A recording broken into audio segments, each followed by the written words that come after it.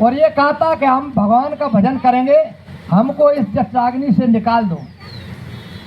ये जड़ शरीर में चेतन जीवात्मा की जो गांठ लगी हुई है, आप जरा अच्छा एक छोटी सी बात समझ लो कि इस जड़ शरीर में चेतन जीवात्मा की गांठ लगी है। आपको ज्यादा कुछ करने की आवश्यकता नहीं है, लेकिन अब करने नहीं चाहते तो क्या करें? थोड़े से इशारे में, थोड़े से ही काम में अगर आपका जीना मरना छूट जाए तो उसको कर लो। थोड़े से समय जितनी भी शेष आयु बची है उसमें आप उसका भजन कर लो, तो आपको इसी में आपको पता चल जाएगा। आप मरने से मत डरना, क्योंकि एक बात और समझा दें आपको, जिस रामायण को हम वाचते हैं अखंड के रूप में,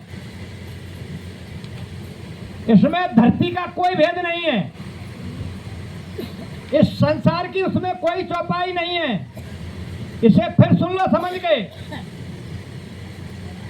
इस संसार का उसमें कोई भेद नहीं, वो सब अंदर का भेद है, अंदर का खेल है। राम का रावण का जो युद्ध है वो अंदर का खेल है। इसमें गोस्वामी जी ने सिर्फ चौपाई लिखी थी, अर्थ अपने अपने तरीके से विद्वानों ने इसमें लिख दिए। तो एक एक चौपाई पर लड़ाई हो रही है, आपने देखा होगा मोबाइल में, टीवी में, एक एक चौपाई पर, क्योंकि उनको पता ही नहीं है कि ये भेद कहाँ का है, इसलिए लड़ाई हो रही है। अगर भेद का पता चल जाए तो लड़ाई क्यों हो? बस यही मात खा गई है। गुरु महाराज ने कहा कि हमने यहाँ का तो कुछ लिखा ही नहीं उसमें,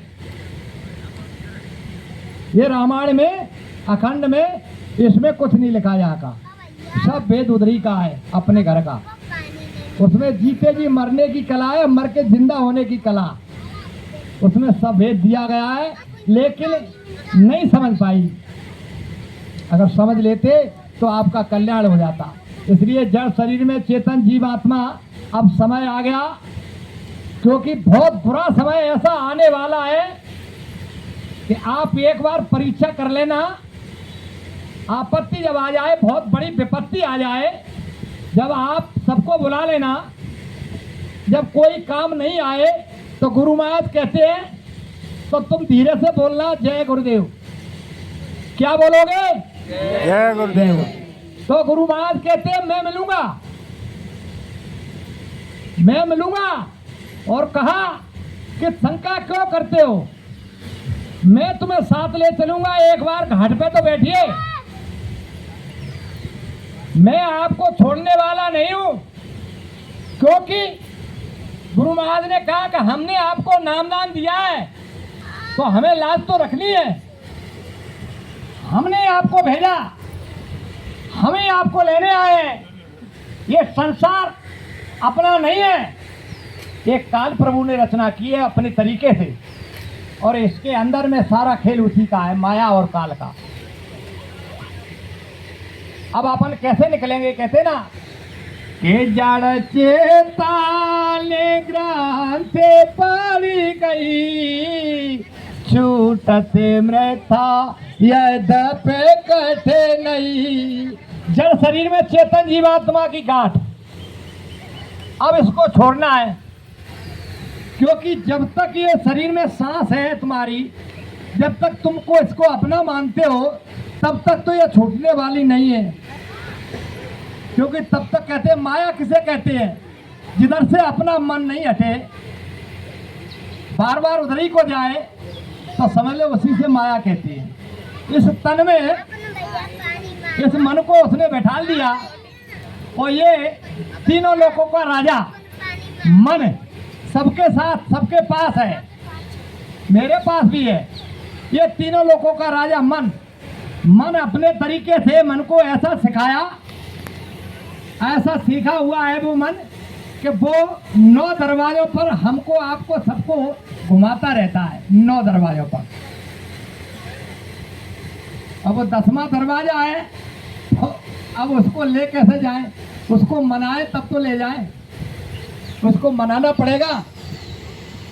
अब इसमें हो क्या गया कि काल प्रभु ने 5 पहलवान और बैठा रहे जामे, 5 पहलवान, और इनको हम रोज दूध पिला रहे हैं, रोज उनको अच्छा अच्छा भोजन खिला रहे हैं।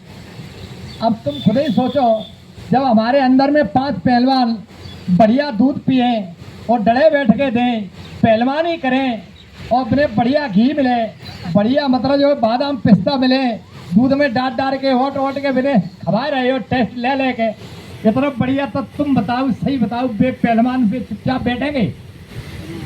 बिन में ताकत आवे कि वे चुपचाप बैठेंगे? वे कहूँ न कहूँ हलचल तो करेंगे।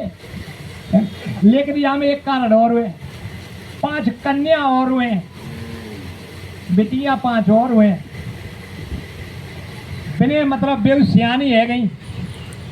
अब बिने को तुम घर नहीं ढूंढो तो तुम खुद ही फैसला करो क्या होगो। काय साहब, अगर कन्या आए बने पास तो अपन को चिंता होती है कि हमको संबंध करना है, लेकिन त्याई जितनी उम्र है तितनी बड़ी बड़ी कन्या है त्याई पास, और तितने बड़े बड़े लड़का हैं, ठीक है ना। अब लड़का कौन से हैं? काम, क्रोध, लोभ, मोह और अहंकार। और कन्या कौन सी है? बिन को प्रयोग होना बिने तलकात देता, जैसे यहाँ संसार में तलकात देता हो मोड़िया ने सबका जो खबा देता, मोड़ी ने तलकात दे द्वार उन्हें जकन देता है। 10 साल के बाद बॉडी गार्ड के सिर खबारी करता है। फिर काय साहब सही बोल रहे हैं कि नहीं? रखवार पत्ते। अब बताओ बेचारी सूख रंजे काय साहब सूख रंजे करें सुबह को है शील, क्षमा, संतोष, विनय, विवेक यानी बुद्धि, ये 5 कन्या। अब तुम्हें लड़ने का जरूरत है तो कहते हैं ना, जो गांठ लगी है उसी को यहीं से छोड़ना है। ये चोरत क्रांति पावे जो कोई, तब यह जीव कृतार्थ होई।